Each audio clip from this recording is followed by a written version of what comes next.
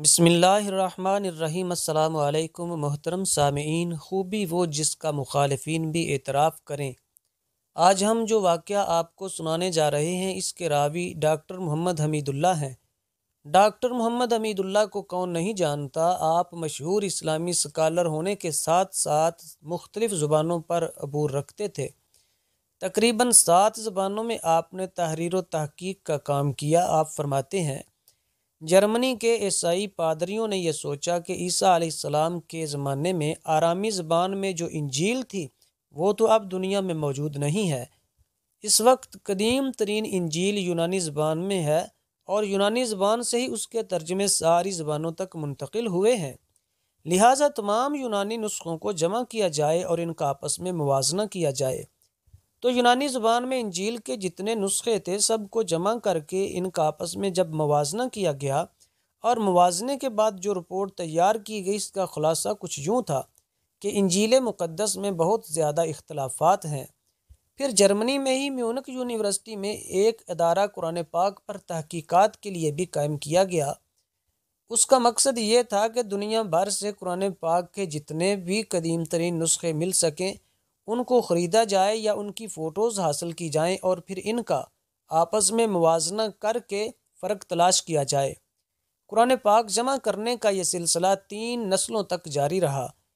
Doctor صاحب فرماتے ہیں کہ 1933 کی بات ہے، جب میں پیرس یونیورسٹی میں تھا تو اس ادارے کا تیسرا ڈائریکٹر پیرس آیا اور میری اس سے ذاتی طور پر ملاقات ہوئی۔ اس کے آنے کا مقصد یہ تھا کہ پیرس کی عوامی لائبریری میں جو قرآن پاک کے قدیمی نسخے ہیں ان کی فوٹوز حاصل کی جائیں۔ اس پروفیسر نے مجھے ذاتی طور پر بتایا کہ ہمارے ادارے میں قرآن پاک کے 42,000 نسخے ہیں یا ان کے فوٹوز موجود ہیں اور کام ابھی تک جاری ہے۔ چند سال بعد دوسری جنگ عظیم میں اس ادارے کی عمارت پر امریکی بمباری ہوئی، جس کے نتیجے میں یہ عمارت، عملہ، کتب خانہ سب کچھ تباہ ہو گیا۔ لیکن جنگ شروع ہونے سے پہلے ادارے نے ایک رپورٹ شائع کی تھی جس میں یہ کہا گیا تھا کہ ہم نے قرآن پاک کے نسخوں میں موازنے کا جو کام شروع کیا تھا ابھی بھی جاری ہے، لیکن ابھی تک جو نتیجہ نکلا ہے وہ یہ ہے کہ قرآن پاک کے کسی نسخے میں کسی قسم کا کوئی فرق نہیں ہے۔ اگر کاتب سے کہیں کوئی غلطی ہو بھی گئی ہے تو اس کو بعد میں درست کر لیا گیا ہے۔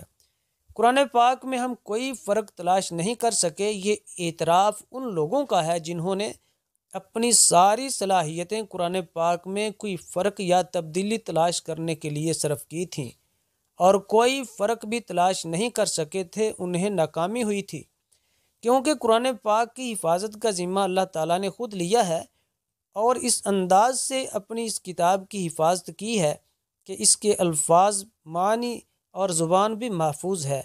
جس بابرکت ہستی پر یہ قرآن پاک نازل ہوا آپ کی سیرت بھی محفوظ ہے۔ آئیں ہم اپنی خوش بختی پر ناز کرتے ہوئے قرآن پاک کو سیکھ کر اپنی عملی زندگی کا حصہ بنائیں تاکہ ہماری دنیا اور آخرت بہتر ہو سکے۔ امید ہے کہ ہماری یہ ویڈیو آپ کے لیے بہت مفید رہی ہوگی۔ مزید ایسی ویڈیوز حاصل کرنے کے لیے آپ ہمارے چینل کو سبسکرائب کر کے گھنٹی کے نشان کو پریس کر دیں تاکہ ہماری ہر نئی ویڈیو کا نوٹیفیکیشن آپ تک پہنچ سکے۔